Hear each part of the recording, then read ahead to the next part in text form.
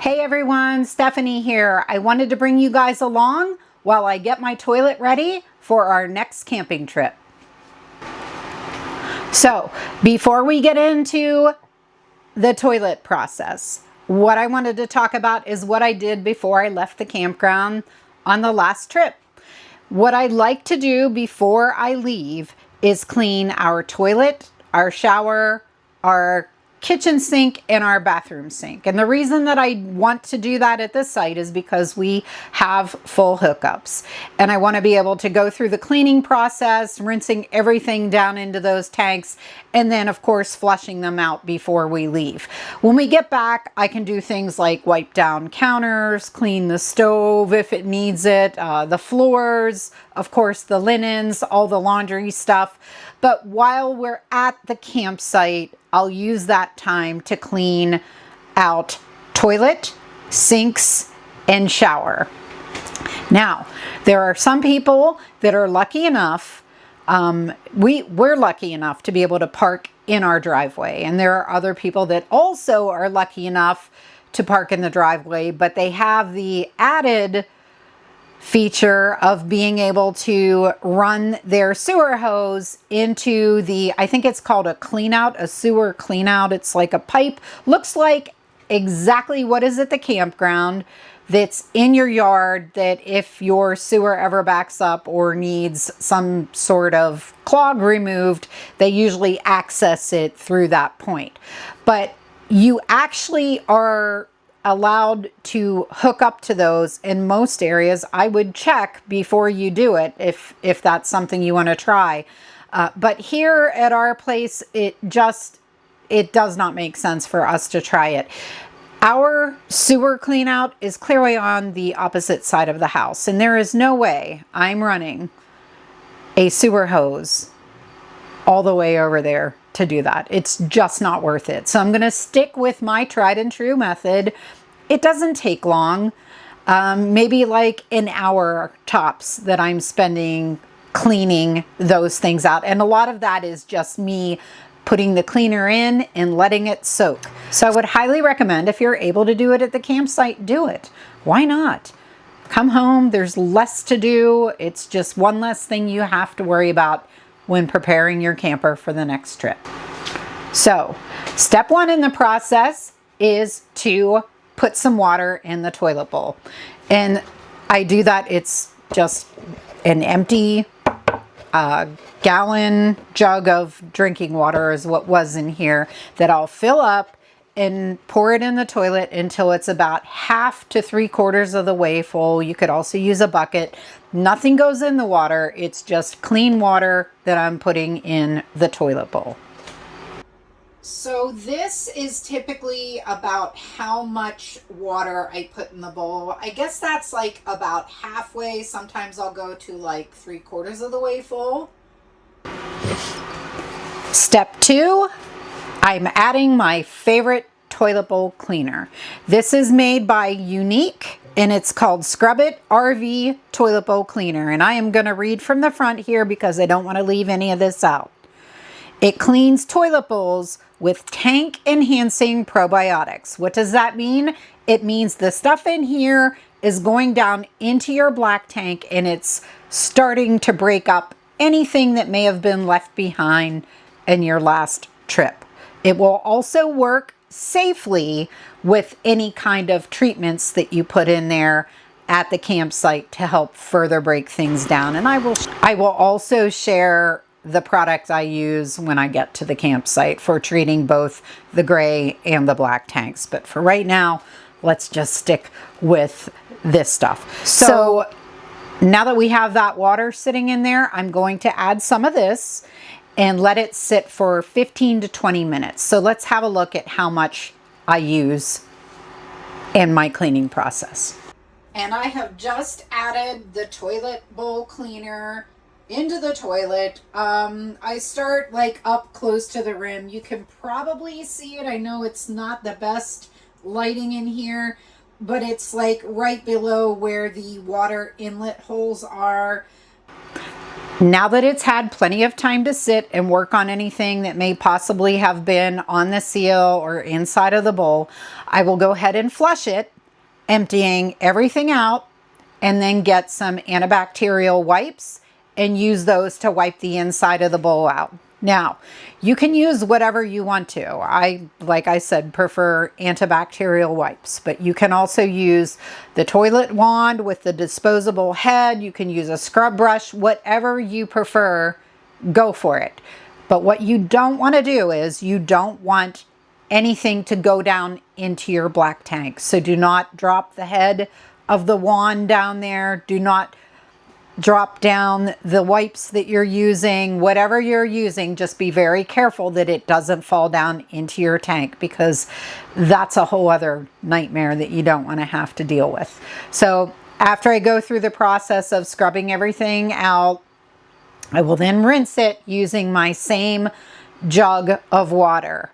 So how much water overall am I using for this particular process? Remembering that I did the bulk of the cleaning, the heavy cleaning at the site. Here, I'm only using maybe 1 gallon to 1.5 gallons maximum of water for this sort of, I guess it's more of a refresh than it is an actual cleaning process. And then I will go ahead, after I've rinsed the inside out thoroughly, I'll go ahead and I will flush that down completely. And then it's time for my toilet seal. And this is what I use. This is made by Thetford. It is non-petroleum based toilet seal. Why non-petroleum based? I'm going to read this from the back. Petroleum based lubricants can damage seals, causing them to swell and distort. The result is a leaky toilet. So what does that mean in an RV toilet? We're not talking about leaking out around the base of the toilet. That's a whole other nightmare. What we're talking about in this case is if that seal gets distorted, it's not going to hold water. So when you're at the campsite, you always want to keep a little bit of water in that bowl. That keeps the sewer gases from coming up through into your RV and making the whole place stink. You want to take care of that seal. And one of the best ways to do it, I think, is by using this stuff. I'm going to show you how much I put in. I just pour enough of it in to come up past the black seal. And this is something we also use during winterization. You leave a little bit of antifreeze in the bottom of your bowl, and then pour about 1/4 of a bottle of this in there as well. And that will keep your seal in good shape over winter. Even with the freeze and thaw, it won't get distorted. It will be perfectly ready to go for the next camping season once you de-winterize in the spring. And that is how much of the Thetford toilet seal that I put in there. It's just enough to come up above the black seal. And I'll just leave it in here. Once we get to the campground, we're hooked up to water. At that point, I'll flush this down into the black tank and fill the bowl with water. So this is really just to keep that from drying out in between camping trips and any other time that you're not going to have water in the bowl. I don't typically keep water in our bowl when we're traveling, just because, you know, think about it splashing around in there. This is something that's going to stay down in the bottom, and you're not going to have to worry about that being an issue. I just want to go ahead and read from this to you guys. This extends the life of your toilet seal.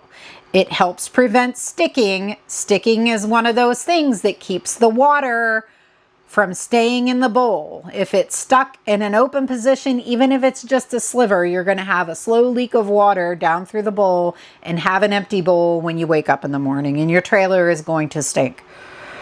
It's a silicone-based formula, so it doesn't have the petroleum in it that would potentially cause warping. And also, it specifies on here, it's safe for RV or marine toilets and holding tank seals. I can't stress enough, no matter what you're using as far as cleaners go, you want to make sure you're not using anything with harsh chemicals that are going to damage any of the components in your drain system, in your holding tanks, in the actual fixtures and the toilet, the sinks. You don't want anything that's going to damage those. So always read your labels. Always make sure you're using something that is RV safe. And if you're ever in doubt, I would say just don't use it. It is not worth it. Okay, so when I get to the campsite, after we're hooked up to water, I will fill the toilet bowl with some water, which in turn, of course, flushes down the seal. But that's okay, because now we have water. We're still going to be keeping the seal wet. It's not going to dry out. So at that point, it's time for this stuff. And this is an RV toilet treatment. It is made by Liquefied. This scent is orange scented. I know they have other scents if you're not a citrusy person. And it is a powerful enzyme formula. Again, we have something in this bottle that's going to break down the stuff that's in your black tank. I also use this in my gray tank. Some people don't, but you know what? When you're washing dishes and things like that, you're going to get like food and stuff like that that makes its way down in there. And this is just another way to like help break those things down for easy clean out when it's time to empty.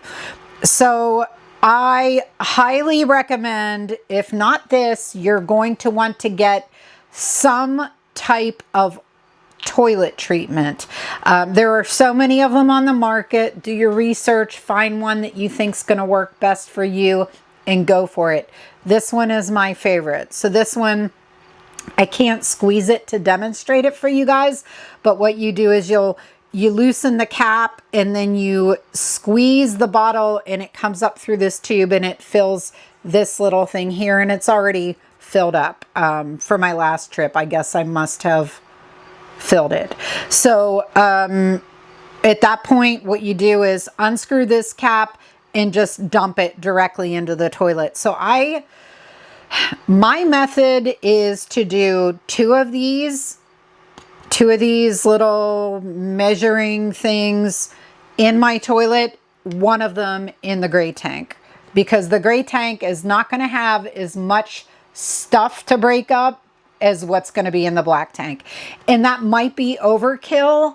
I don't know. But you know what? I've never had an issue with my gray tank or my black tank. So I'm just going to keep doing it. And that's it, guys. I hope you found this video to be helpful.